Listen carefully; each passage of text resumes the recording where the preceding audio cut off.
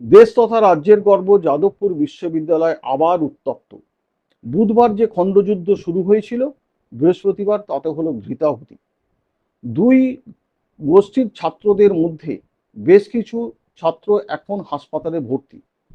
আহত হয়ে যারা ভর্তি আছেন তাদেরকে বুধবার রাতে দেখতে গেছিলেন শর্বরী মুখোপাধ্যায়। আসলে ঘটনার সূত্রপাতটা ঘটেছে বুধবার রাতে, যখন এবিভিপির সমর্থকরা ফেরসুর ডাকা এক সাধারণ সভায় গিয়ে হাজির হয়। সেই সাধারণ সভা চলাকালীন এবিভিপির সমর্থকরা বলতে থাকেন, কেন এই সভা ডাকা হয়েছে, যেহেতু এই সভাটা এখনো পর্যন্ত যাদবপুরে কোনো ছাত্র ইউনিয়ন নেই।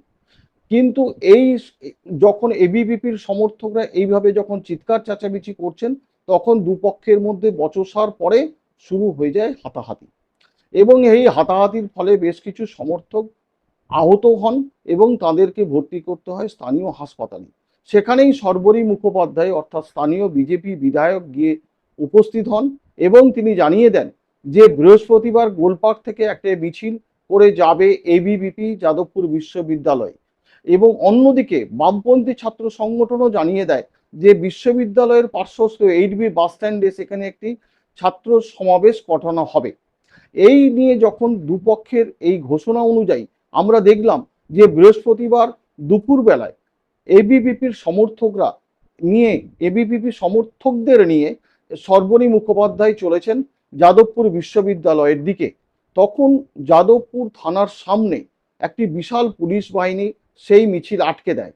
সেখান থেকে বেশ কিছু এবিভিপির সমর্থক ব্যারিকেড ভেঙে তারা পৌঁছে যায় বন্ধ থাকা গেটের 4 নম্বর গেটের সামনে গিয়ে তারা উঠে পড়ে ওই লোহার গেটের ওপরে, এবং ওরা লাগিয়ে দেয় এবিভিপি এবং জাতীয় পতাকা।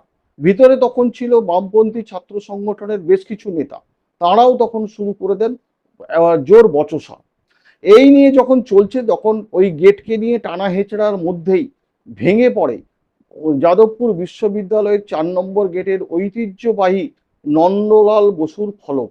এই যে নন্দলাল বসুর ফলক ভেঙে যাওয়ার ফলে শোনা যাচ্ছে যে এবিভিপির সমর্থকরা নাকি সেই ফলকের ওপরে পা দিয়ে মারাতেও নাকি তারা দ্বিধাবোধ করেননি।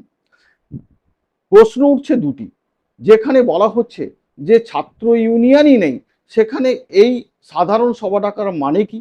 আর দুই, আরেকটি কথা হচ্ছে যে শ্রমিক ভট্টাচার্য রাজ্য বিজেপির সভাপতি জানিয়ে দিয়েছেন যে বিজেপির সঙ্গে এই এবিভিপির কোনো সম্পর্ক নেই।